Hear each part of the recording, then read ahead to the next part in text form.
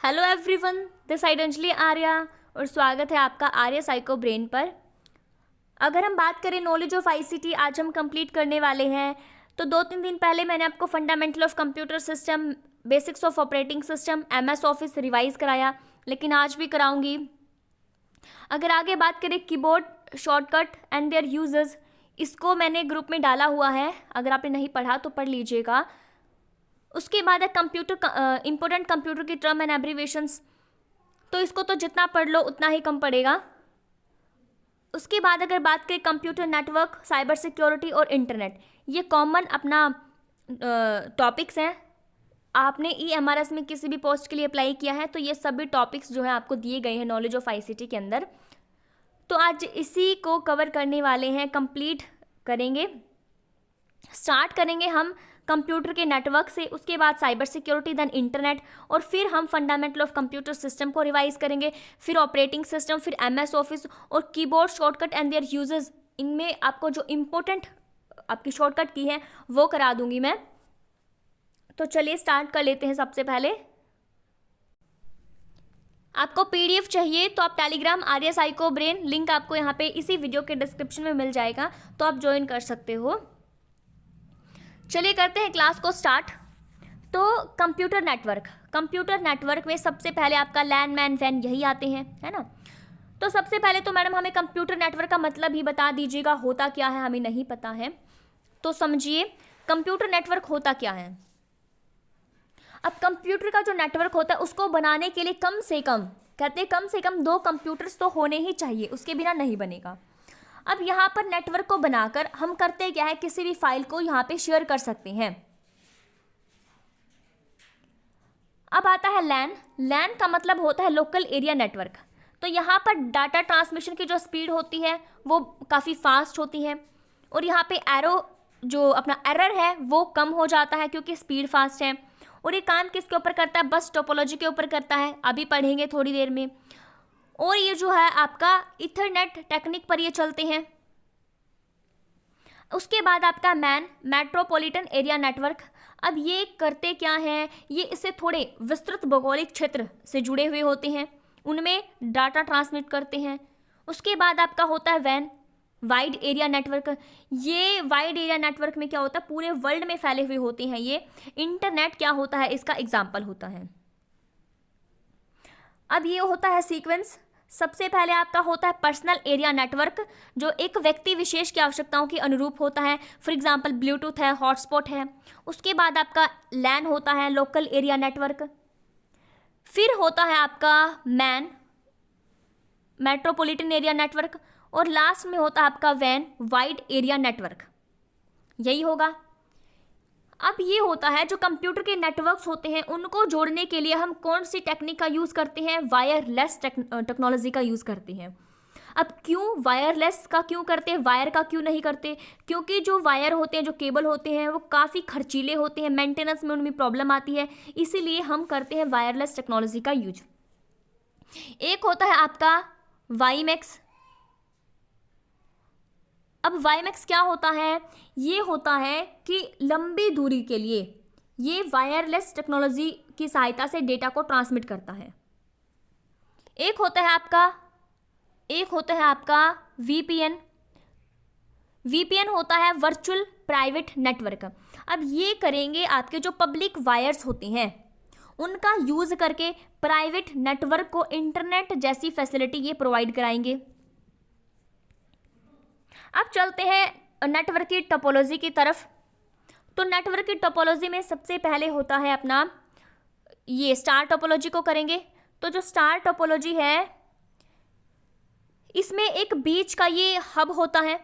क्या होता है, हब होता है, और इसी के द्वारा सारे के सारे जो कंप्यूटर हैं वो आपस में जुड़े हुए होते हैं।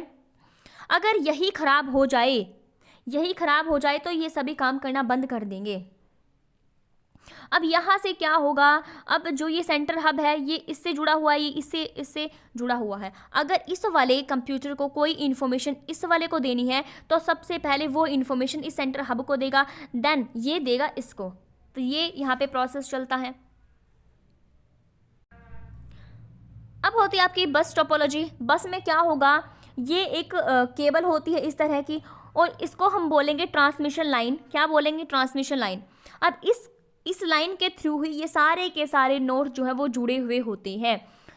अब यहाँ पर कोई भी इंफॉर्मेशन सबसे पहले आती है, इसमें आएगी, इस केबल में आएगी, देन जिस भी नोड के लिए इंफॉर्मेशन होगी वो पढ़ लेगा, समझ लेगा, उसमें प्रॉपर एड्रेस रहता है उसका, और वो कंप्यूटर नोड्स क्या करेगा? अपने एड्रेस को पढ़कर अपने बने हुए डेटा को ले लेगा। अब जैसे सबसे पहले मतलब कि मैंने जो इन्फॉर्मेशन भेजी है वो इस वाले नोड को भेजी है। अब यहाँ पर जो मैं डेटा है सबसे पहले यहाँ जाएगा, ये नहीं लेगा क्योंकि एड्रेस को पढ़ लेगा, ये कहेगा कि मेरे वाला एड्रेस नहीं है। फिर ये वाला भी नहीं लेगा, ये वाला नहीं लेगा, ये वाला नहीं लेगा, तो लास्ट में जिसका बना डेटा होता है अपने एड्रेस को पढ़कर क्या कर लेगा? वो अपना ले लेगा यहाँ पे। अब यहाँ पे जो लैन होता है, लोकल एरिया नेटवर्क, उसमें इसे टोपोलॉजी का यूज़ करा जाता है। अब यहाँ पे जो डेटा होता है वो पैकेट्स में भेजा जाता है। जैसे आपने देखा होगा, आप ऑनलाइन पेपर देते हो तो वहाँ पर इसी प्रकार की टेक्नोलॉजी का यूज़ किया जाता है। अब यहाँ पर जैसे अपना कोई कैफ़े है या फिर ऑनलाइन आपने कोई भी पेपर दिया है तो वो इसी टेक्नोलॉजी पर काम करता है, इसी टोपोलॉजी पर। उसके बाद है पॉइंट टू पॉइंट, सीधा दिख रहा है आपको। उसके बाद है आपका रिंग टोपोलॉजी में क्या होता है? इसमें सीधी जाती है इंफॉर्मेशन, सबसे पहले यहाँ से यहाँ तक, यहाँ से यहाँ तक। अब इस वाले को जैसे कि इंफॉर्मेशन है, फॉर एग्जांपल इंफॉर्मेशन है इसके लिए, अब यहाँ पर सिर्फ ये इंफॉर्मेशन है इसी के पास जाएगी, ठीक है। अब यहाँ से लेकिन जाएगी डायरेक्ट, टाइम कंज्यूमिंग होगा, टाइम ज़्यादा लगेगा। एक रिंग की शेप में होते हैं। अब जो नोड होती है वो अपने पास वाले नोड से ही डेटा को प्राप्त करती है। अगर वो डेटा उसके लिए है तो वो यूज़ कर लेगी, नहीं तो वो अगले वाले नोड को पास कर देगी। सिंपल फंडा है इनका। अगर हम बात करते हैं ट्री टोपोलॉजी की, तो ट्री टोपोलॉजी में क्या होता है? यहाँ पर मिक्स होते हैं इस जो ये अपनी बस टोपोलॉजी है, ये वाली बस टोपोलॉजी और अपनी स्टार टोपोलॉजी, इन दोनों का मिक्सअप होता है ट्री टोपोलॉजी। अगर बात करते हैं मैश टोपोलॉजी का, इन्होंने स्टार और मैश को बिल्कुल सेम सा बना रखा है, लेकिन ऐसा नहीं होगा। मैश टोपोलॉजी में इस तरह का मिक्सअप ऐसे इस तरह का होगा। अब मैश टोपोलॉजी में कोई भी किसी से भी कहीं से भी बात कर सकता है, डेटा को प्राप्त कर सकता है। अगर किसी एक नोड में दिक्कत आती है तो सिर्फ एक, जैसे कि अगर ये वाला कंप्यूटर ख़राब हो गया तो इन सब पर कोई फ़र्क नहीं पड़ेगा, ये अपना आराम से काम करते रहेंगे।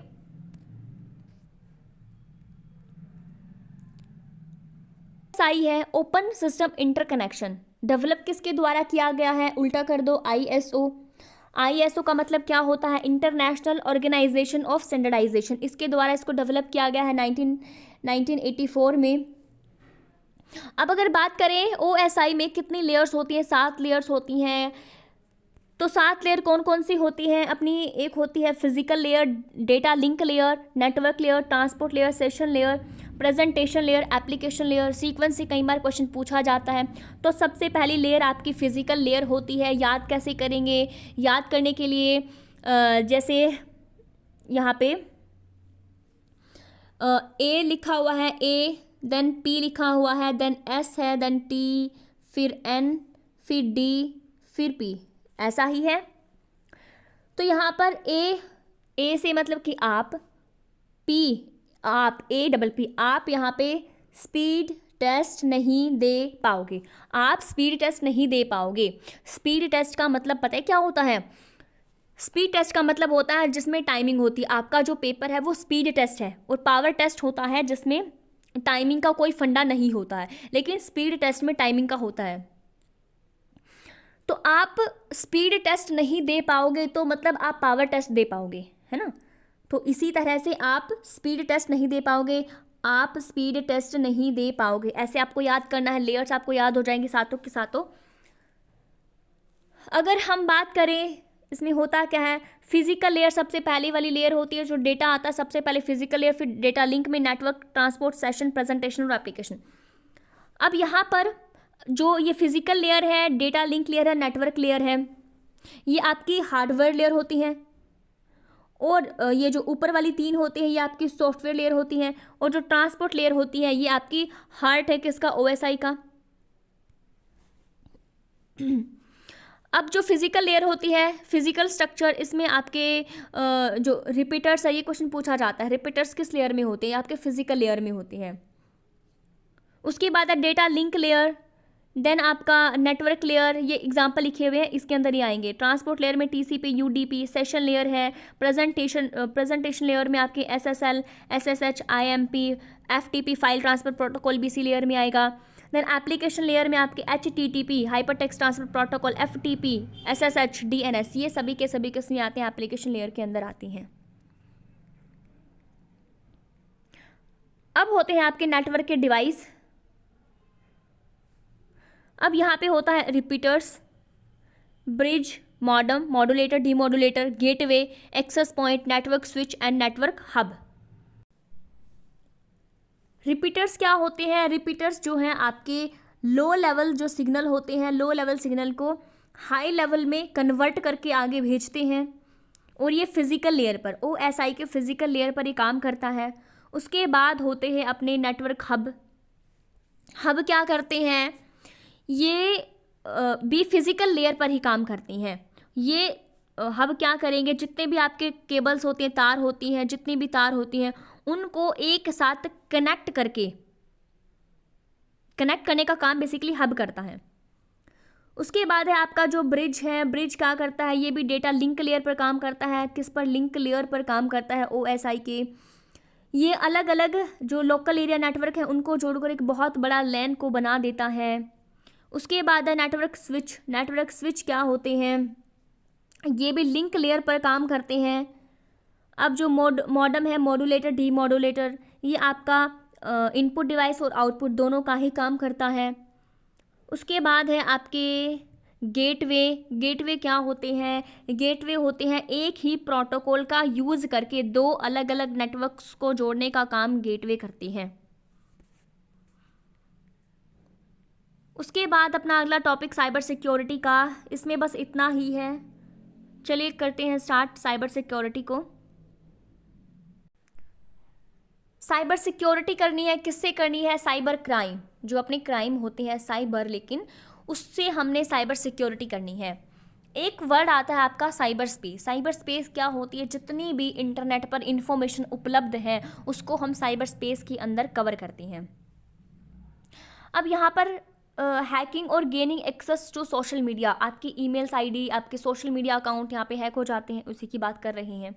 Misuse of photo copies of identity proof, आप आइडेंटिटी प्रूफ अपना देते हो, पैन कार्ड है, आधार कार्ड है, या आपका कोई फ़ोटो है, उनका मिसयूज़ भी होता है। उसके बाद ये 3 वर्ड फिशिंग, विशिंग, स्मिशिंग, मतलब समझो इनका क्या होता है। तो ये जो तीनों है ना, फिशिंग, विशिंग और स्मिशिंग, ये आपको साइकोलॉजिकल बेसिस पर आपसे इंफॉर्मेशन को गेन करते हैं, प्राप्त करते हैं। अब फिशिंग क्या होता है? फिशिंग होता है SMS के नहीं, फिशिंग होगा आपके मेल के थ्रू, मेल भेजते हैं, मेल के थ्रू आपसे आपकी पर्सनल इन्फॉर्मेशन को ये प्राप्त करते हैं। आपकी जो क्रेडिट कार्ड है या फिर आपसे आपकी बैंक खाते की डिटेल वगैरह, ये सब क्या करते हैं? मेल के थ्रू होता है। और विशिंग समझो वाइफ से, वाइफ क्या करती है? कॉल करती है ना, तो विशिंग क्या होगा? विशिंग मेल के ज़रिए नहीं, आपका जो फिशिंग है, फिशिंग तो आपका मेल के थ्रू होता है, विशिंग जो होता है, विशिंग होता है आपका टेलीफोन के ली जाती है। और स्मिशिंग SMS से, आप याद रखो यहाँ पे स्मिशिंग से SMS के थ्रू धोखाधड़ी या फिर टेक्स्ट वगैरह के थ्रू क्या करा जाता है, उसकी इन्फॉर्मेशन ली जाती है। एक बार और करते हैं। अगर बात करें फिशिंग की, तो फिशिंग में आपका होता है ईमेल, फिशिंग में ईमेल होता है, विशिंग में फ़ोन कॉल होते हैं। उसके बाद स्मिशिंग में SMS के थ्रू होता है। उसके साथ ही साथ नोटरी फ्रॉड भी होते हैं, सोशल मीडिया फ्रॉड भी होते हैं, साइबर स्टॉकिंग और साइबर बुलिंग भी होते हैं। साइबर स्टॉकिंग क्या होती है? जब ऑनलाइन उसकी हर एक चीज़ पर, हर एक एक्टिविटी पर नज़र रखी जाती है, उसको साइबर स्टॉकिंग बोलते हैं। एक होता है आपका साइबर क्राइम के टाइप। साइबर क्राइम में आपका जैसे साइबर अटैक है, टेररिज्म है, ये सब आपके साइबर क्राइम के अंदर आते हैं। अब यहाँ पर होता है हैकर। हैकर कौन होता है? हैकिंग को करने वाले हैकर्स। और हैकर्स जो हैं, आपका एक जो हैकर होता है वो होता है ब्लैक हैट हैकर। क्या होता है? Black hat hacker. अब जो ब्लैक हैट हैकर होता है, ये लोगों को परेशान करते हैं, उनका डाटा चोरी करते हैं। उसके साथ साथ एक होते हैं white hat hacker. White hat hacker क्या होते हैं? ये अच्छे वाले होते हैं, एथिकल हैकर होते हैं, लोगों को परेशान नहीं करते हैं। उसके बाद एक होता है ग्रे हैट हैकर। इसमें अच्छे वाले भी और बुरे वाले भी दोनों ही इंक्लूडेड होते हैं। मतलब कि आपके ब्लैक जो कि लोगों को परेशान करते गंदे वाले होते हैं, जो वाइट है जो अच्छे होते हैं। तो ग्रे में ब्लैक और वाइट हैकर दोनों ही आते हैं।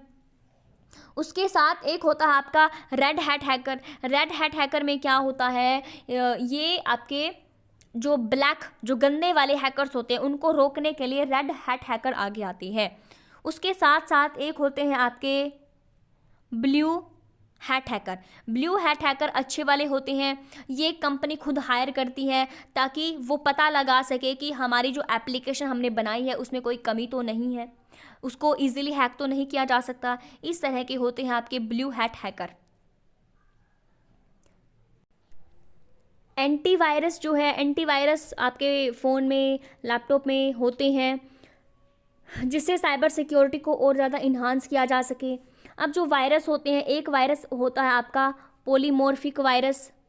अब ये जो वायरस होता है पॉलीमॉर्फिक, ये अपने साइज़ को, नेचर को बार बार चेंज करता रहता है। इसी तरह से जो एंटीवायरस है उसको पकड़ नहीं पाता, क्योंकि बार बार अपने साइज़ को, अपने नेचर को, स्वभाव को चेंज कर लेगा तो एंटीवायरस नहीं पकड़ पाएगा। एक होता है आपका स्पेस फिलर वायरस। अब स्पेस फिलर वायरस क्या होते हैं? ये आपकी जो फाइल है, फाइल में थोड़ा बहुत स्पेस दिखा, वहीं पर ये घुस जाएंगे। तो स्पेस को फिल करने वाले स्पेस फिलर वायरस होते हैं। और ये क्या करेंगे? वहाँ पे उस फाइल को अटैक कर देंगे, आप फाइल को नहीं खोल पाओगे। तो ये होते हैं आपके साइबर फिलर वायरस। अब है आपका इंटरनेट का इतिहास, हिस्ट्री ऑफ इंटरनेट कर लेते हैं फटाफट से। अब अगर हम बात करें इंटरनेट, तो यहाँ पर सबसे पहले आपका 1969 में क्या हुआ था? अमेरिका के रक्षा विभाग, डिफेंस डिपार्टमेंट ने advance research project agency Arpa, full form आपको याद करनी है, एडवांस रिसर्च प्रोजेक्ट एजेंसी ने संयुक्त राज्य अमेरिका के 4 यूनिवर्सिटीज़ के कंप्यूटर की नेटवर्किंग करके एक इंटरनेट इस्टेब्लिश किया था, अर्पानेट। इसका उद्देश्य, प्राइमरी एम क्या था कि कभी भी दिक्कत होती है, परेशानी होती है तो आपस में हम कम्युनिकेशन इस्टेब्लिश कर पाएँ। उसके बाद 1972 में इलेक्ट्रॉनिकल ईमेल की शुरुआत की गई थी। उसके बाद आपका 1973 में आपके 2 प्रोटोकॉल आए थे, TCP और IP, ट्रांसमिशन कंट्रोल प्रोटोकॉल और IP। उसके बाद 1983 में हुआ क्या? यहाँ पे 1983 तक आते आते इंटरनेट पर 2 कंप्यूटरों के बीच में अपनी जो कम्युनिकेशन है वो पॉसिबल हो पाई। और ये किसके थ्रू हो पाई? ये अपने जो प्रोटोकॉल से इंटरनेट के जो फाइल ट्रांसफ़र प्रोटोकॉल है इनकी जो TCP और IP की सहायता से, और यहाँ पे FTP की सहायता से हम क्या करने लगे? अपनी फ़ाइल को इजीली डाउनलोड कर पाना यहाँ पे पॉसिबल हो गया। अब 1983 में अर्पानेट के जो मिलिट्री वाला हिस्सा था उसने मिलनेट अपना अलग से डाल दिया। मिलनेट मिलिट्री के लिए था, स्पेशल ये नेट। उसके बाद है NSF के लिए स्पेशल NSF नेट लॉन्च कर दिया गया था, नेशनल साइंस फाउंडेशन, और यह पहला बहुत बड़े पैमाने का नेटवर्क था। उसके बाद 1988 में क्या हुआ? फिनलैंड के जाक्रो ओकिरिने ने सबसे पहले इंटरनेट चैटिंग का विकास किया। उसके बाद हुआ 1991 में पहला यूज़र फ्रेंडली इंटरफेस गोफर का विकास हुआ था। 1991 में सबसे पहला यूज़र फ्रेंडली इंटरफेस गोफर का यहाँ पे विकास किया गया। 1993 में मोज़ेक नामक नेविगेटिंग सिस्टम का विकास हुआ। अब 1994 में नेटस्केप कम्युनिकेशन और 1995 में माइक्रोसॉफ्ट ने अपने ब्राउज़र बाजार में उतार दिए थे। जब ये ब्राउज़र आए तो इससे इंटरनेट का प्रयोग बहुत ज़्यादा आसान हो गया। अब 1995 में क्या हुआ, अपनी जो कॉमर्शियल साइट हैं उनका विकास तेज़ी से बढ़ने लगा। अब 1996 में दुनिया भर में इंटरनेट काफ़ी पॉपुलर हो गया और उस टाइम जो संख्या थी इंटरनेट यूज़ करने वालों की लगभग 4.5 करोड़ तक पहुंच गई थी। अब 1999 में ई कॉमर्स की अवधारणा बहुत तेज़ी से फैली। अब 2003 में न्यूजीलैंड ने NIUE इंटरनेट के माध्यम से देशव्यापी वायरलेस एक्सेस प्रणाली का प्रयोग यहाँ पे स्टार्ट कर दिया था। अब मेन आता है ये कि भारत में इंटरनेट 80 के दशक में आया था। एजुकेशन रिसर्च नेटवर्क को सरकार, इलेक्ट्रॉनिक्स विभाग और संयुक्त राष्ट्र उन्नति UNDP की ओर से इसको प्रोत्साहन मिला था। अगर जनरली देखें तो 15 अगस्त 1995 से उपलब्ध हो गया था जो यूज़ इंटरनेट भारत में। किसकी हेल्प से? VSNL की हेल्प से।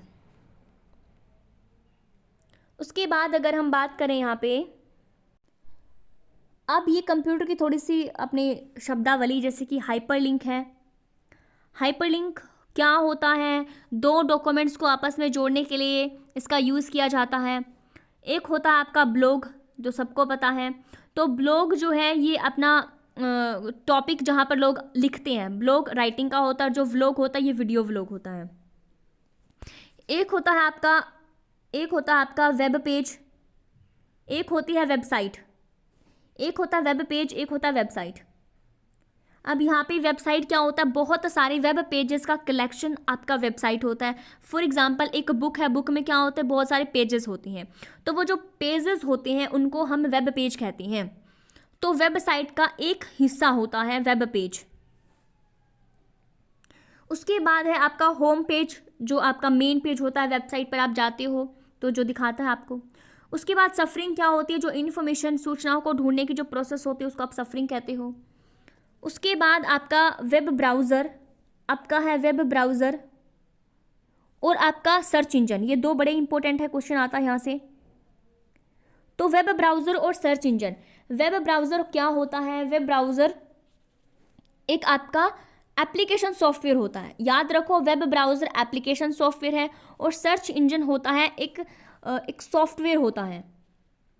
वेब ब्राउज़र एप्लीकेशन सॉफ्टवेयर, उसके बाद सर्च इंजन आपका एक सॉफ्टवेयर होता है जो आपको इंटरनेट पर जितने भी वेब पेजेस हैं, इमेजेस हैं, उनका रिजल्ट शो करता है। जो भी इंफॉर्मेशन होती है वो आपको दिखाता है। जब आप सर्च क्या करते हो, सर्च इंजन में आप सर्च ही करते हो इन्फॉर्मेशन को। बहुत सारी इन्फॉर्मेशन होती है, आप सर्च करते हो, कुछ लिखते हो तो अपना कीवर्ड्स या फिर जो भी टाइटल है उसके हिसाब से आपको सर्च दिखा देगा वो।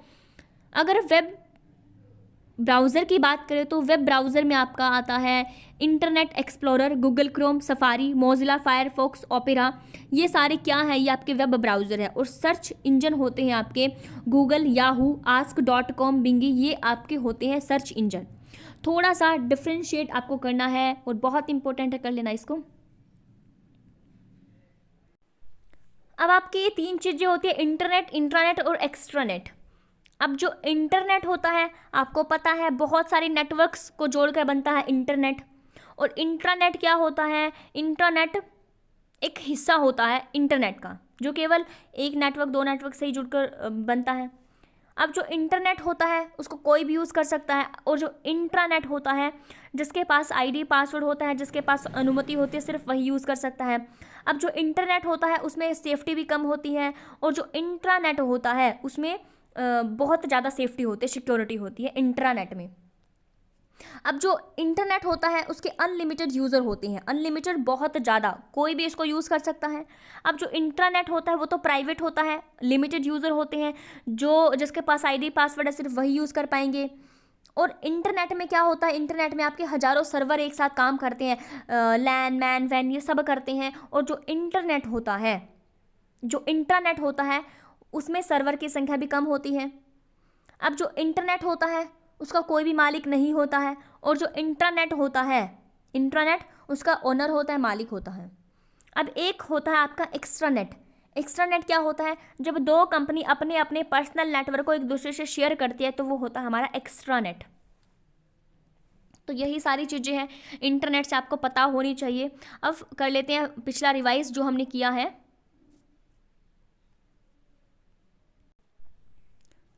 सबसे पहले स्टार्ट करेंगे फंडामेंटल ऑफ कंप्यूटर सिस्टम से। अब इसमें हम ICT, computer type generation, memory, input output devices, language processor, type of computer software, ये सब करने वाले हैं। पीडीएफ चाहिए तो टेलीग्राम ज्वाइन कर लेना। देखो, सबसे पहले मैं आपको बताने वाली हूँ कंप्यूटर के टाइप ऑफ कंप्यूटर। तो टाइप ऑफ कंप्यूटर में सबसे पहला आपका आता है, ये जो कंप्यूटर है वो साइज के बेसिस पर है। अगर देखें साइज के बेसिस पर micro, mini computer, main frame, super computer. अगर पर्पज के बेसिस पर देखें तो स्पेशल पर्पस और जनरल पर्पस कंप्यूटर। अब मैकेनिज्म के बेसिस पर देखें तो अपना एनालॉग कंप्यूटर, डिजिटल और हाइब्रिड कंप्यूटर। सबसे पहले मैकेनिज्म के बेसिस पर समझते हैं। अगर हम देखें एनालॉग कंप्यूटर जो है ये आपका फिजिकल मेजरमेंट के ऊपर काम करता है। सबसे पहले बस आपको यही याद रखना है, एनालॉग कंप्यूटर जो होते हैं वो आपके फिजिकल से संबंधित है, जिनको आप टच कर सकते हो। एग्जाम्पल अगर देखें तो जो आपकी घड़ी है, वॉल्टमीटर है, वाहन जो आपके हैं उसका जो स्पीडोमीटर होता है, ये सब आपके एनालॉग कंप्यूटर के एग्जाम्पल होते हैं। अब यहाँ पर अगर डिजिटल कंप्यूटर की बात करें तो डिजिटल कंप्यूटर वही 0 व 1 बाइनरी लैंग्वेज। अब यहाँ पर डिजिटल कंप्यूटर में जो आपका ये जो है पॉकेट कंप्यूटर है, पाम टॉप कंप्यूटर है, मिनी माइक्रो कंप्यूटर है, ये सब किसके अंदर आएंगे, ये आपके डिजिटल के अंदर आएंगे। उसके बाद है हाइब्रिड कंप्यूटर। हाइब्रिड कंप्यूटर जो है वो मिक्सअप होता है किसका, एनालॉग कंप्यूटर और डिजिटल, इन दोनों से मिलकर बना हुआ होता है हाइब्रिड कंप्यूटर। अब हाइब्रिड कंप्यूटर में एनालॉग जो होता है, एनालॉग जो कंप्यूटर है उससे इन्होंने स्पीड ली है और डिजिटल कंप्यूटर से इन्होंने एक्यूरेसी ली है। अब आते हैं अपने पर्पस के बेसिस पर। स्पेशल पर्पस कंप्यूटर होते हैं, अपने जनरल पर्पस कंप्यूटर होते हैं। अब आते हैं साइज के बेसिस पर। साइज के बेसिस पर जो कंप्यूटर होते हैं वो आपके माइक्रो कंप्यूटर होते हैं। माइक्रो जो कंप्यूटर होते हैं इसमें माइक्रो प्रोसेसर का यूज़ किया जाता है। क्या यूज़ किया जाता है, माइक्रो प्रोसेसर का। अब अगर यहाँ पे बात करें तो ये आपके साइज में बहुत ज़्यादा छोटे होते हैं।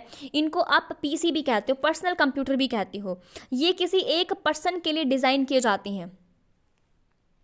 अगर यहाँ पे बात करें जैसे कि आपका लैपटॉप है, डेस्कटॉप कंप्यूटर है, एग्जाम्पल ऑफ माइक्रो कंप्यूटर। अब मिनी जो कंप्यूटर होता है, यहाँ पे जो मिनी कंप्यूटर है, अब मिनी कंप्यूटर में ये आपके एक साथ 400 से 400 यहाँ पे यूज़ कर सकते हैं आदमी मिनी कंप्यूटर को। तो मिनी कंप्यूटर है, माइक्रो से तो बड़े होते हैं मिनी। उसके बाद आते हैं main frame computer. Main frame computer जो है ये सपोर्ट करते हैं 1000 यूज़र साइमल्टेनियसली। उसके बाद आपके सुपर कंप्यूटर। सुपर कंप्यूटर करते क्या है, बिलियंस ऑफ इंस्ट्रक्शन पर सेकंड में प्रोसेस कर लेते हैं। उसके साथ साथ अगर यहाँ पे बात करें जो अपने सुपर कंप्यूटर बनाने वाली कंपनियाँ जैसे कि क्रे है, IBM है, HP है, ये सब सुपर कंप्यूटर को बनाती हैं। अगर हम बात करें जैसे कि परम था, वो क्या था, इंडिया का पहला सुपर कंप्यूटर। टाटा आई का, ये भी एग्जाम्पल है किसका, सुपर कंप्यूटर का। उसके बाद अब परम सिद्धि AI, ये इंडिया का सुपर कंप्यूटर था। फ्रंटियर फुकाकू, ये किसका था, अभी सुपर कंप्यूटर के एग्जाम्पल है। अब आपको मुझे बताना है कि जो इंडिया है, इंडिया का सुपर कंप्यूटर कौन है एट प्रेजेंट, और वर्ल्ड का सुपर कंप्यूटर क्या है, कौन है एट प्रेजेंट, ये बताना इम्पोर्टेंट है। अब चलते हैं कंप्यूटर के जनरेशन पर। अगर हम बात करें पहली जनरेशन में, तो पहली जनरेशन में क्या यूज़ किए जाते थे, वैक्यूम ट्यूब यूज़ किए जाते थे। अगर पहले जनरेशन में बात करें लैंग्वेज कौन सी थी, तो लो लेवल लैंग्वेज यहाँ पे यूज़ होती थी। दूसरी जनरेशन में आ गए थे ट्रांजिस्टर। ट्रांजिस्टर में कौन सी लैंग्वेज यूज़ होती थी, असेंबली लैंग्वेज। अब थर्ड जनरेशन में अपने आगे थे इंटीग्रेटेड सर्किट IC। यहाँ पर हाई लेवल लैंग्वेज इंट्रोड्यूस हो चुकी थी, जावा है, कोबोल है, ये सारी लैंग्वेज यहाँ पे इंट्रोड्यूस हो चुकी थी थर्ड जनरेशन में। अगर हम बात करें फोर्थ जनरेशन में आ गए थे अपने माइक्रो प्रोसेसर, और यहाँ पर लार्ज स्केल इंटीग्रेटेड सर्किट और very large scale integrated circuit.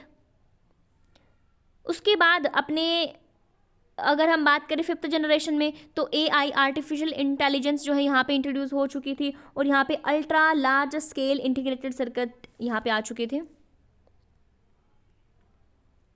ये वही वाला चार्ट है, आप देखना एक बार। अब यहाँ पे क्वेश्चन है, उसके बाद अपने इनपुट डिवाइसेस, तो इनपुट डिवाइसेस में अपने वही graphics, tablet, video capture hardware है, ट्रैक बॉल है, barcode reader, digital camera, keyboard, उसके बाद माइक्रोफोन है, माउस है, स्कैनर, वेबकैम, ये सारे अपने किस में आ जाते हैं, किस में आ जाते हैं, इनपुट डिवाइस में। अगर हम, क्वेश्चन है ये, उसके बाद है इनपुट आउटपुट, और ये जो दोनों का काम करते हैं, इनपुट और आउटपुट दोनों का, ये अपने बीच में आएंगे। अगर बात करें इनपुट डिवाइस में, सबसे पहले किसकी बात करेंगे, देखो इनपुट डिवाइसेस में आपके ये सेंसर, ट्रैक बॉल, डिजिटाइज़र, और अपनी जो MICR है, magnetic ink character reader. MICR जो है किस में यूज़ होता है, बैंकिंग में यूज़ होता है, मैग्नेटिक इंक से बने हुए करैक्टर को पढ़ने के लिए MICR। तो ये जो है कितने डिजिट का होता है, यहाँ पे नीचे 9 डिजिट का नंबर होता है, जिसमें आपके स्टार्टिंग के जो 3 है, स्टार्टिंग के 3 आपके दिखाते हैं सिटी को, और आपके जो बीच के जो 3 होते हैं वो दिखाते हैं आपके बैंक को, और लास्ट के जो 3 है, लास्ट के 3 आपके दिखाते हैं बैंक की ब्रांच कौन सी है, किसको दिखाते हैं, ब्रांच को दिखाते हैं। एक होता है आपका OCR, optical character reader, OMR है, ऑप्टिकल मार्क रीडर। उसके बाद आपका बार कोड रीडर भी आता है। उसके बाद है आपका RFID, रेडियो फ्रिक्वेंसी आइडेंटिफिकेशन। अब आउटपुट डिवाइसेस जो हैं, आपका जो ये मॉनिटर है, प्लॉटर है, projector, speaker, visual display unit, film recorder, ये सारे आपके आउटपुट डिवाइसेस में आती हैं। अगर बात करें प्रिंटर की, तो प्रिंटर आपको पता है, इम्पैक्ट प्रिंटर होता है, नॉन इम्पैक्ट प्रिंटर होता है। इम्पैक्ट प्रिंटर में आपका क्या होता है, ये पुरानी टेक्नोलॉजी का यूज़ करते हैं। इसमें इम्पैक्ट में भी फर्दर 2 टाइप से होते हैं। 2 टाइप में कौन कौन से होते हैं, आपका एक तो कैरेक्टर होता है, देन लाइन प्रिंटर होता है। अब जो आपके कैरेक्टर होते हैं, ये एक एक अक्षर को प्रिंट करते हैं। इस कैरेक्टर में आपके डॉट मैट्रिक्स और डेजी व्हील आती हैं, और लाइन प्रिंटर में आपके आती हैं ड्रम प्रिंटर और चैन प्रिंटर। उसी तरह से आपका जो नॉन इम्पैक्ट होता है, नई टेक्नोलॉजी के ऊपर बेस्ड होते हैं। अब इसमें लेज़र प्रिंटर आता है, इंक जेट प्रिंटर आता है। लेज़र प्रिंटर में आपका टोनर यूज़ किया जाता है, और इंक जेट में आपका इंक यूज़ किया जाता है कलर को प्रिंट करने के लिए, कलर प्रिंट में। उसके बाद अगर हम बात करें अपने मॉनिटर की, तो मॉनिटर में आपके जो सबसे पहले आपका CRT का फुल फॉर्म क्या हो जाएगी, कैथोड रे ट्यूब, ये कौन सी पुरानी टेक्नोलॉजी है। देन आपका फ्लैट पैनल डिस्प्ले मॉनिटर होता है, इसमें आपके LED हैं, LCD है, फुल फॉर्म पता होगी आपको। तो जो LED है वो काफ़ी महंगे होते हैं, लेकिन अच्छे भी होते हैं, इनके काफ़ी बेनिफिट होते हैं। अभी यूज़ हो रही है LED। सबसे पहले आपके LCD आए थे। डिजिटल क्रिस्टल आपका डिवाइस, लिक्विड क्रिस्टल डिवाइस है ना, लिक्विड आपका क्रिस्टल डिवाइस यहाँ पे आते हैं। आपका प्लॉटर भी होते हैं। प्लॉटर क्या होते हैं, बड़े बड़े पोस्टर को प्रिंट करने के लिए यूज़ किए जाते हैं प्लॉटर। अब यहाँ पे फर्दर क्वेश्चन, फिर आपके example of operating system, operating software आपका ये एग्जाम्पल दिए हुए हैं। एंड्रॉइड है, iOS एप्पल का, लाइनक्स है, माइक्रोसॉफ्ट है। अब यहाँ पर जो सॉफ्टवेयर होते हैं, सॉफ्टवेयर को डिवाइड किया जाता है operating system software, further system software, application software और यूटिलिटी सॉफ्टवेयर। अब यहाँ पर अगर मैं बात करूँ सॉफ्टवेयर में, सिस्टम सॉफ्टवेयर सबसे पहले, तो सिस्टम सॉफ्टवेयर में होता है आपका ऑपरेटिंग सिस्टम, आपके लैंग्वेज के प्रोसेसर, आपके डिवाइस ड्राइव, आपका लिंकर लोडर, आपका BIOS, basic input output system. फिर आपके होते हैं एप्लीकेशन सॉफ्टवेयर। कौन से एप्लीकेशन सॉफ्टवेयर, जब आपकी मर्जी है इंस्टॉल कर लेते हो, जब नहीं है आप उसको डाउनलोड डिलीट कर देते हो। तो एप्लीकेशन जो सॉफ्टवेयर होते हैं वो आपके जनरल पर्पस होते हैं, स्पेशल पर्पस होते हैं। देन आपके यूटिलिटी सॉफ्टवेयर भी होते हैं। कौन से होते हैं यूटिलिटी सॉफ्टवेयर, यूटिलिटी सॉफ्टवेयर क्या होते हैं, आपके बेसिकली आप आपके फ़ोन के अंदर या आपके लैपटॉप के अंदर होते हैं, आप इनको खोलकर यूज़ नहीं करते हो। इनका काम क्या होता है? इनका काम होता है बेसिकली जो आपके एंटीवायरस बैकअप लेने के लिए यूज़ होता है, एंटीवायरस की तरह ये काम करते हैं। और अगर हम बात करें डिस्क फॉर्मेटिंग में यूज़ होते हैं।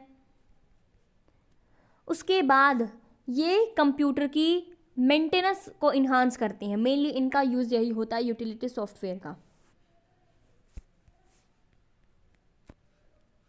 Further question.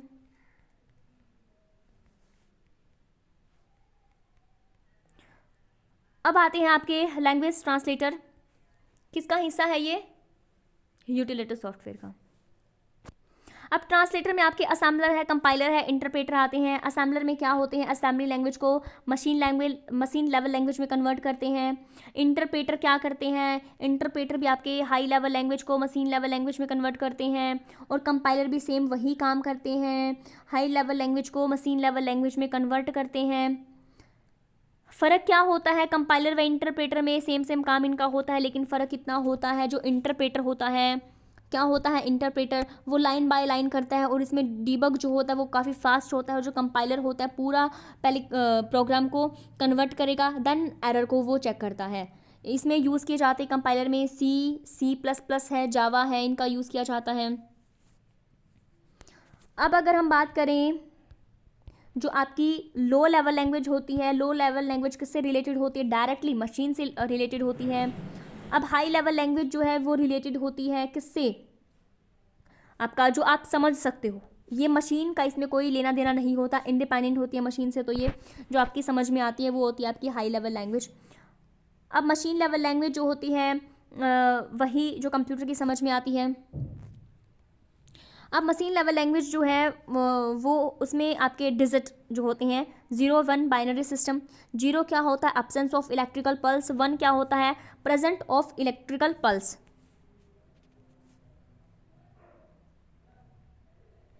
उसके बाद है कंप्यूटर की मेमोरी। प्राइमरी मेमोरी होती है जिसमें रैम और रोम होता है। रैम क्या होता है? Random access memory, read only memory. अब जो रैम होती है इसके फर्दर 2 टाइप्स होते हैं, स्टैटिक रैम होती है, डायनामिक रैम होती है। जो स्टैटिक रैम होती है वो क्या होती है? वो फिक्स्ड होती है, इसको बार बार रिफ्रेश करने की ज़रूरत नहीं पड़ती है।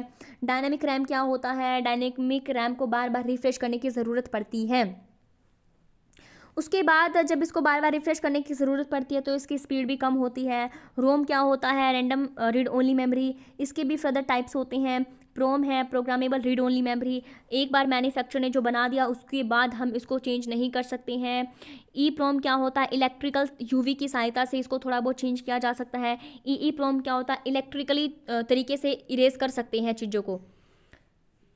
देन आपके आते हैं सेकेंडरी में आपकी मेमोरी में आते हैं आपके हार्ड डिस्क है, मैग्नेटिक डिस्क है, टेप है, सीडी है, डीवीडी है, जिप है, डिस्क एटसेट्रा, ये आती हैं अपनी सेकेंडरी में। कैशेज मेमोरी होती है। अब यहाँ पर जो अपना ये बताओ मुझे, जो रैम और रोम होते हैं ये कहाँ पर लोकेटेड होते हैं? तो ये अपने मदरबोर्ड पर होते हैं। इनका दूसरा नाम क्या होता है? दूसरा नाम इनका पीसीबी इनको कहते हैं। और पीसीबी की फुल फॉर्म क्या हो जाती है? प्रिंटेड सर्किट बोर्ड, यही होती है, बिल्कुल यही होती है। अब जो रोम होता है उसको यूज़ किया जाता है बूटिंग प्रोसेस में। उसके बाद अपना क्वेश्चन है then operating system. Operating system क्या होता है? पहले तो हमें यही पता होना चाहिए। ऑपरेटिंग सिस्टम होता है ये इंटरफेस प्रोवाइड करता है यूज़र और हार्डवेयर के बीच में। हमारी बातें कंप्यूटर तक को समझाता है और कंप्यूटर की बातें हमें समझाता है। मेनली इसका यही काम होता है। अगर ऑपरेटिंग सिस्टम नहीं होता है तो हमारा जो ये बूटिंग का काम होता है, बूटिंग प्रोसेस है, वो नहीं होगा। अब यहाँ पे फंक्शन क्या होते हैं ऑपरेटिंग सिस्टम के? मेमोरी को मैनेजमेंट करना, प्रोसेस शेड्यूलिंग, प्रोसेस मैनेजमेंट करना, डिवाइस को मैनेजमेंट करना, सिक्योरिटी को मैनेज करना, सिस्टम परफॉर्मेंस और फाइल मैनेजमेंट सिस्टम, ये सब काम होते हैं किसके होते हैं? ऑपरेटिंग सिस्टम के होते हैं। अब टाइप क्या होते हैं ऑपरेटिंग सिस्टम के? एक होता है हमारा batch operating system. Batch processing. Batch processing में क्या होता है? एक जैसे काम को ये ग्रुप बनाकर करता है, ठीक है। अब यहाँ पे क्या करेगा? इस तरह का एक जो बैच होता है, एक जैसे बैच का ये ग्रुप बना देता है और उस बैच का पहले काम पूरा करता है, तब दूसरा बैच कोई स्टार्ट करेगा, इस तरह से काम होता है बैच प्रोसेसिंग का। इसमें क्या होता है, अगर एक बार काम दे दिया यूज़र, उसके बाद इसमें इंटरफेयर नहीं कर सकता। अब उसके बाद होता है single user operating system. Single user operating system जैसा कि नाम से पता लग रहा है, single user, one time one user, एक बार में सिर्फ एक ही यूज़र इस पर काम कर सकता है। इसमें आते हैं आपके MS डॉक एग्जाम्पल है।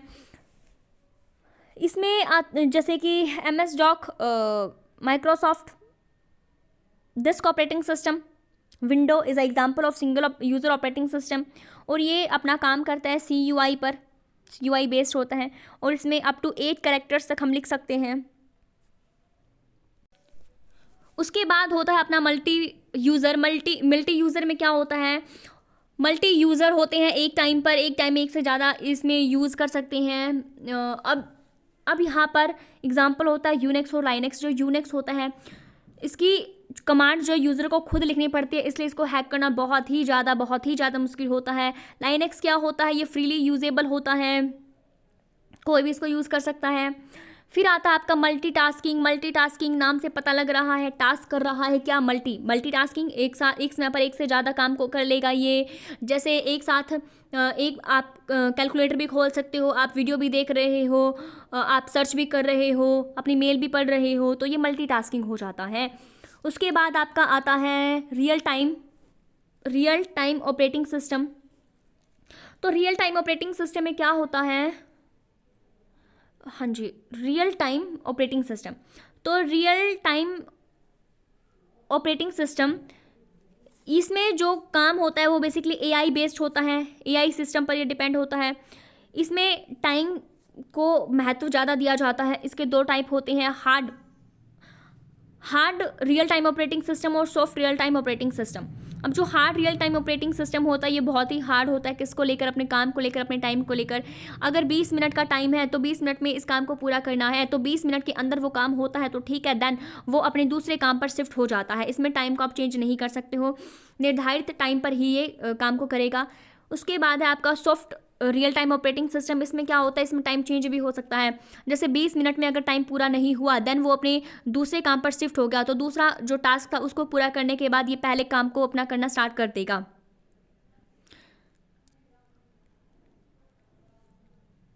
अब ये क्वेश्चन है, ये भी क्वेश्चन है। उसके बाद है यूज़र इंटरफेस। यूज़र इंटरफेस अपने 2 प्रकार के होते हैं। ये आपका GUI ग्राफिकल यूज़र इंटरफेस होता है, देन आपका CUI होता है। CUI अपना होता है अपना कैरेक्टर यूज़र इंटरफेस होता है।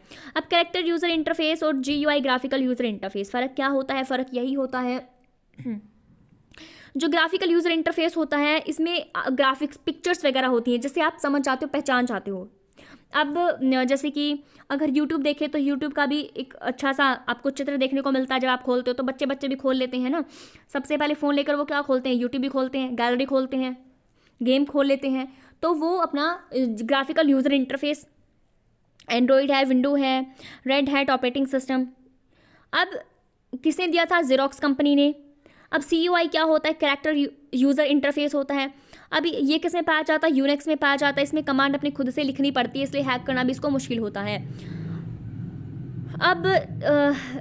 अब CUI में होता क्या है, इसमें कन्वेंशनल मेमोरी जो है वो CUI वाले ऑपरेटिंग सिस्टम में ही हम यूज़ करते हैं।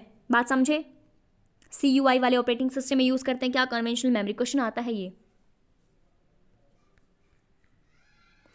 अब ये भी अपनी क्वेश्चन ऑपरेटिंग सिस्टम, अब यहाँ पे दे रखे हैं एग्जाम्पल ऑपरेटिंग सिस्टम जो है डेस्कटॉप और कंप्यूटर का। तो माइक्रोसॉफ्ट विंडो है, एप्पल है, यहाँ पे उबंटू है, लाइनक्स है, ये सारे किसके हैं, ये डेस्कटॉप के हैं ऑपरेटिंग सिस्टम। अपने फिर मोबाइल के आ जाते हैं, एंड्रॉयड है, सिम्बाइन है, iOS है, ब्लैकबेरी है, विंडोज़ है, मोबाइल है। ये किसके ऑपरेटिंग सिस्टम है, मोबाइल के ऑपरेटिंग सिस्टम है। अब चलते हैं आगे, क्वेश्चन है, देन अपना MS ऑफिस स्टार्ट हो जाता है। MS ऑफिस में क्या होगा, पहले तो यही समझो, MS ऑफिस किसने दिया था? माइक्रोसॉफ्ट कंपनी का ये एप्लीकेशन सॉफ्टवेयर होता है, लॉन्च किया था ऑफिस वर्क के लिए, एजुकेशनल सेक्टर में ही यूज़ करने के लिए। अब जो इसमें होता है माइक्रोसॉफ्ट सूट जो है, जैसे कि आपका सूटकेस जिसमें आप बहुत सारा सामान रखते हो, इसमें भी बहुत सारा सामान रखा हुआ होता है। कौन कौन सा होता है? MS वर्ड इसमें होता है, MS एक्सेल इसमें होता है, पावर पॉइंट इसमें होता है, MS एक्सेस इसमें होता है, MS आउटलुक इसमें होता है, MS वर्ड क्या होता है? अपना डॉक्यूमेंट्स बनाने के लिए यूज़ होता है। क्या? डॉक्यूमेंट्स बनाने के लिए MS वर्ड का यूज़ किया जाता है। इसमें आप अपना रिज्यूम बना सकते हो, CV बना सकते हो, अपना डॉक्यूमेंट्स बना सकते हो। उसके बाद अगर हम बात करें इसका फाइल एक्सटेंशन क्या हो जाएगा? इसका फाइल एक्सटेंशन होता है .docx। अब यहाँ पर इसमें 5 बार होते हैं। कौन कौन से होते हैं? टाइटल बार होता है, आपका मेन्यू बार होता है, स्टेटस बार नीचे होता है, और आपका होता है स्केल बार होता है, स्क्रॉल बार होता है। एक बार बना के दिखा देती हूँ, आप इजीली समझ जाओगे। इस तरह का होता है। अब यहाँ पे समझो, अब जो ये ऊपर वाला जो होता है, क्या ऊपर वाला, यहाँ पर आपका होता है टाइटल बार, यहाँ पे लिखो टाइटल बार होता है यहाँ पे। उसके बाद ये वाला जो बीच वाली लाइन का, ये वाला क्या होता है? ये आपका मेन्यू बार होता है। उसके बाद ये वाला जो होता है, ये आपका होता है स्केल बार, स्केल बार। और ये वाला होता है इस साइड में, इस साइड में क्या होता है? आपका स्क्रॉल बार होता है। अब नीचे क्या होता है? नीचे आपका होता है स्टेटस बार। क्या होता है? स्टेटस बार होता है। अब यहाँ पर मिनिमम जूम और मैक्सिमम जूम कितना होता है? मिनिमम जूम 10% होता है और मैक्सिमम जूम आपका 500 होता है। अब अगर MS वर्ड की बात है, 10 और 500 याद करना है। और बाय डिफ़ॉल्ट कितने पर सेट होता है? 100 पर ये सेट होता है। और किससे डॉक्यूमेंट सेव होता है? डॉक्यूमेंट 1 के नाम से सेव होता है बाय डिफ़ॉल्ट। अब यहाँ से क्लियर है MS वर्ड का। उसके बाद अगर हम बात करते हैं MS एक्सेल की, तो MS एक्सेल में क्या होता है? अब MS एक्सेल में आप बनाते हो स्प्रेडशीट। यहाँ पे होते हैं रो और कॉलम, इस तरह के होते हैं रो और कॉलम यहाँ पे। और ये रो और कॉलम मिलकर बनाते हैं एक सेल बनाते हैं। और फाइल एक्सटेंशन इसका क्या होता है? .xlx। ठीक है, 2007 से पहले क्या था? सिर्फ .xls था। एक्सटेंशन क्या हो गया? .xls। सरकारी नौकरी लग गई, एक्स वापस आ गए, है ना।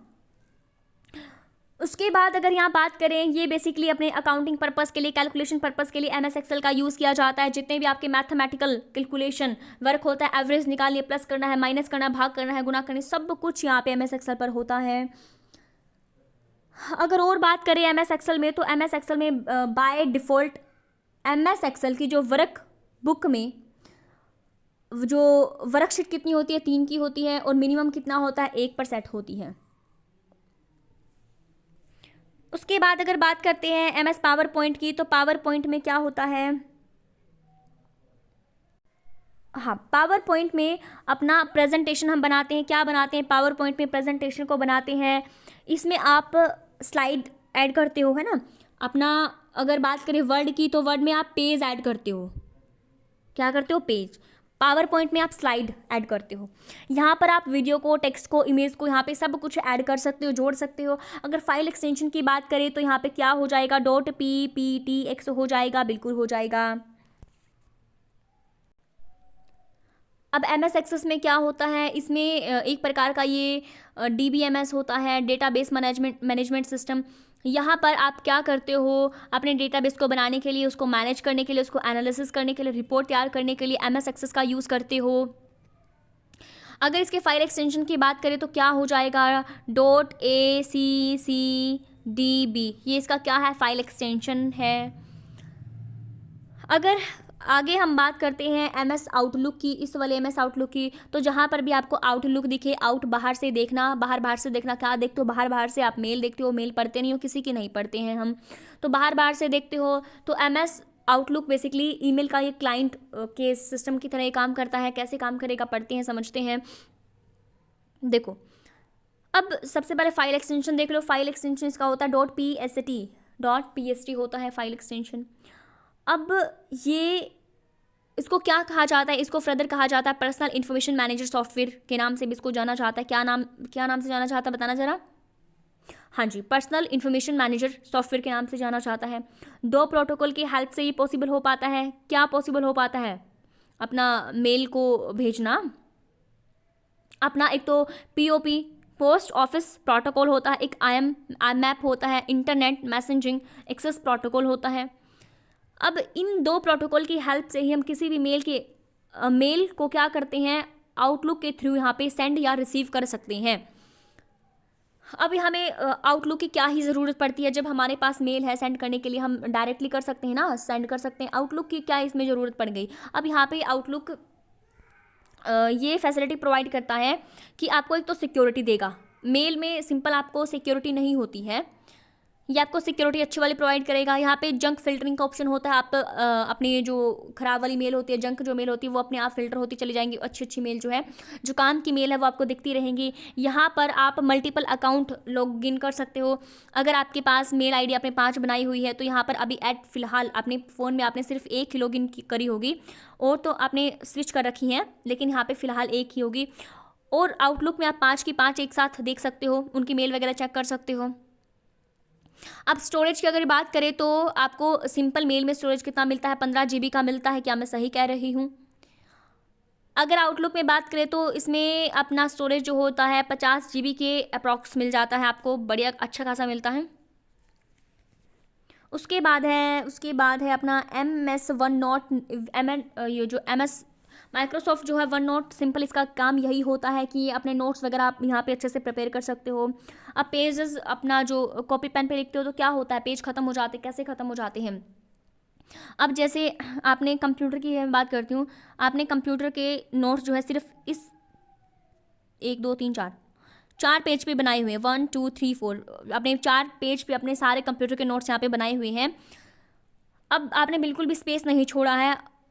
अब आप यहाँ पे क्लास में पढ़ रहे हो, आपको कुछ और इंपॉर्टेंट दिख रहा है, आप उसको नोट डाउन करना चाहते हो, लेकिन स्पेस नहीं है, फिर आप कहीं कहीं नोट डाउन करते फिरोगे, है ना, तो आपको याद नहीं रहता आपने नोट डाउन कहाँ किया था।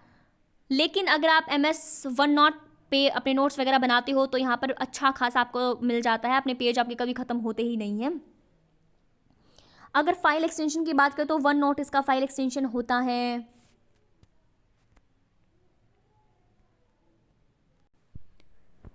अब यहाँ पे पेज ओरिएंटेशन समझ लो एक बार। एक होता है आपका पोर्ट्रेट मोड में होता है, एक आपका लैंडस्केप मोड में होता है। अब पोर्ट्रेट की अगर बात करें तो पोर्ट्रेट में आपका इस तरह का होता है, जैसे आपका यहाँ पे जो ये लंबाई होती है वो ज़्यादा होती है और चौड़ाई जो होती है वो कम होती है पोर्ट्रेट में। और जो है बाय डिफ़ॉल्ट पोर्ट्रेट पेज जो खुलता है वो अपना MS वर्ड और अपना एक्सेल में खुलता है। एक्सेल वर्ड में आप क्या बनाते हो, वर्ड में आप बनाते हो अपने डॉक्यूमेंट्स बनाते हो, रिज्यूम CV वगैरह बनाते हो, है ना। तो बाय डिफ़ॉल्ट जो है ये पोर्ट्रेट पेज खुलता है कहाँ पर, वर्ड में और एक्सेल में। अगर लैंडस्केप पेज की मैं बात करूँ तो इस तरह का होता है लैंडस्केप पेज। यहाँ पे आपकी जो चौड़ाई होती है वो ज़्यादा होती है, लंबाई जो है वो कम होती है, और ये बाय डिफ़ॉल्ट कहाँ पर खुलता है, MS पावर पॉइंट में खुलता है, पावर पॉइंट में। उसके बाद अगर थोड़ी सी फ़ॉन्ट साइज़ की बात कर ली जाए, MS वर्ड में आपका जो फ़ॉन्ट साइज़ पूछा जाता है यहाँ से क्वेश्चन, मिनिमम आपका फ़ॉन्ट साइज़ 8 होता है, और जो मैक्सिमम फ़ॉन्ट साइज़ जो होता है वो आपका 72 होता है। मिनिमम आपका 8 होता है, मैक्सिमम आपका 72 होता है। और अगर मैनुअली हम बात करते हैं तो अगर आपने टाइप करके यहाँ पे लिखना है तो आप मिनिमम आप 1 कर सकते हो, और जो मैक्सिमम आप 1638 यहाँ पर टाइप करके लिख सकते हो। और अगर हम बात करें इसमें क्या बात करेंगे, हम बात करेंगे इसमें अपना जो मिनिमम और मैक्सिमम जूम की। MS वर्ड में आप जो है 10% आपका मिनिमम जूम होता है और 500% आपका क्या होता है, मैक्सिमम जूम होता है। ये आपका वर्ड का होता है जहाँ पर आप क्या बनाते हो, डॉक्यूमेंट बनाते हो। याद रखना एक्सेल जो होता है, एक्सेल और आपका होता है पावर पॉइंट। एक्सेल और पावर पॉइंट इन दोनों में आपका मिनिमम जूम 10 होता है और मैक्सिमम जूम आपका 400 होता है, याद रहेगा। एक्सेल और पावर पॉइंट में मिनिमम जूम आपका 10 और 400, और वर्ड में आपका 10 और 500 होता है आपका जूम, मैक्सिमम मिनिमम जूम। उसके बाद ये है फाइल एक्सटेंशन। एक बार देख लो, थोड़ा सा इंपॉर्टेंट है, मैं यहाँ पे अलग से आपको लिख के बता देती हूँ। वर्ड में आपका जो फाइल एक्सटेंशन था, पहले तो .doc था, लेकिन सरकारी नौकरी लग गई है, यहाँ पे x वापस आ जाते हैं। .docx है जिसका वर्ड का क्या है, एक्सटेंशन है। उसके बाद एक्सेल का एक्सेल का क्या है, एक्सएल एक्स है, डॉट एक्सएलएस है। पावर पॉइंट का यहाँ पे लिखो, पावर पॉइंट का है डॉट PPTX है। और क्या हो जाएगा, एक्सेस का क्या हो जाएगा, एक्सेस का होता है यहाँ पे बड़ा ही टेढ़ा मेढ़ा है एक्सेस का, तो क्या होता है, देखो यहाँ पे लिखती हूँ डॉट ACCDB, ये एक्सेल का होता है, एक्सेस का ACC एक्सेस का होता है। आउटलुक का क्या होता है, डॉट PST होता है। उसके बाद वन नोट का 1.1 होता है। आगे देखते हैं क्या है, ये क्वेश्चन है, उसके बाद भी क्वेश्चन है, उसके बाद हाँ ये फंक्शन की थोड़ा सा एक बार रिवाइज करा देती हूँ। स्टोरी के थ्रू तो मैंने आपको याद करा था, मुझे लगता है आपको याद होगा। F1 पे अपनी हेल्प होती है, आपने पहले हेल्प करी है, उसके बाद रीनेम कर दिया, रीनेम करा था F, यहाँ पे देखो ये F1 है, ये 2 है। उसके बाद F3 पे आपने क्या किया था, आपने उसकी सर्चिंग स्टार्ट करी कि नहीं करी थी। 4 पे आपने क्या करा, देखो अच्छे से लिखती हूँ, देखो F1 पे हेल्प करी, F2 पे आपने रीनेम करा, 3 पे आपने क्या किया था, सर्चिंग स्टार्ट की, सर्च कर करके आप थक गए थे इसलिए आपने रेस्ट करना स्टार्ट कर दिया है ना, सो गए आप। फिर 5 पे क्या करा, दोबारा सुबह उठे, आपने रिफ्रेश करा अपने मूड को कि भाई नहीं अब तो ढूंढना है, जरूर ढूंढना है। 6 पे फिर आपने क्या करा, बोला भाई एड्रेस मिल गया है, एड्रेस बार। 7 पे क्या होता है, स्पेलिंग चेक, उस एड्रेस की आप स्पेलिंग चेक करते हो, आप यहाँ पे रिस्क नहीं लेना चाहते है ना, इरेज कर रही हूँ। 8 पर फिर आपने क्या करा, फिर दोबारा से रिबूट करा, आपने चाय पानी नाश्ता यहाँ पे करा। 9 पे फिर आपने क्या करा, ब्राइटनेस कम हो गई जब नहीं देखा। 10 पे क्या हुआ, 10 पे हुआ ब्राइटनेस आपकी खिलखिला गया आप है ना, आपने देख लिया। 11 पे फुल स्क्रीन हो गई। 12 पे क्या करा, सेव एज।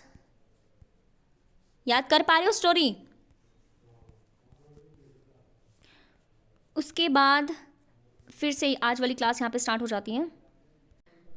देखो एक चीज़ आपको बता देती हूँ यहाँ पे, इम्पोर्टेंट है, जो MS एक्सेल है, MS एक्सेल की आपको बताती हूँ, आपको शॉर्ट की बताती हूँ। देखो एक होता है टैब, टैब में क्या होगा, एक सेल आपको दाईं तरफ जाना, देखो ये आपका सेल है, यही आपका सेल, एक सेल आपको कहाँ पर जाना है, लेफ्ट साइड जाना है, इस साइड में आपको जाना है, तो आप टैब दबाओगे और शिफ्ट प्लस टैब आप दबाओगे। कब दबाओगे, एक सेल जब आपको इस लेफ्ट साइड आना है, एक सेल जब आपको लेफ्ट साइड आना है तो आप शिफ्ट प्लस टैब, शायद मैंने टैब में कुछ गलत बताया है, टैब में होगा एक सेल जब आपको दाईं तरफ जाना है, राइट साइड, टैब में ये आपका सेल है, एक सेल जब आपको दाईं तरफ जाना है तो आप टैब दबाओगे। शिफ्ट प्लस टैब कब दबाओगे, जब एक सेल आपको लेफ्ट साइड आना है, लेफ्ट साइड आने के लिए शिफ्ट प्लस टैब दबाओगे।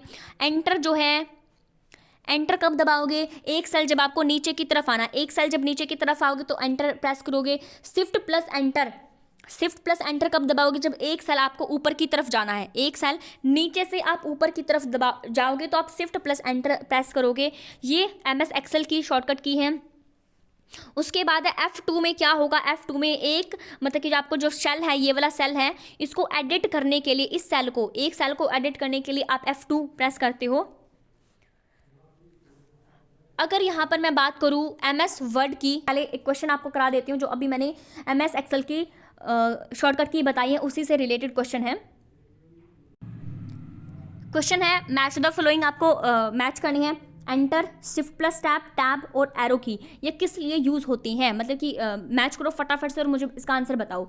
कैसे मैच करोगे, आंसर फटाफट से दो, अभी पता लग जाएगा आपने समझा है, कितना समझा है, कितना आपको याद हुआ है, कितनी आपकी कैचिंग पावर है।